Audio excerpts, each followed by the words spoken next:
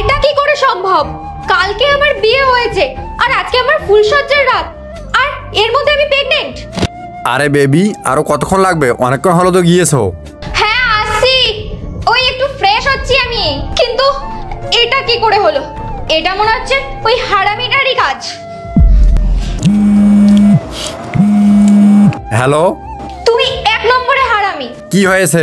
আমি এক সপ্তাহ আগে তোমার সাথে দেখা করতে গিয়েছিলাম, আর তুমি আমাকে ঘুমের ওষুধ খাইয়ে কি সব করেছো আমার সাথে।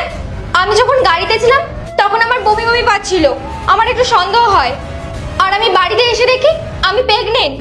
এইবার আমি কি করব? আচ্ছা ঠিক আছে, তুমি কাল আমার সঙ্গে দেখা করো, আমি কালকে তোমার অ্যাবর্শনটা করিয়ে দেবো। ঠিক আছে, সরি। আরে কোনো ব্যাপার না, সেই তো একটু পরে আমরা। হ্যাঁ ঠিক আছে, চলো।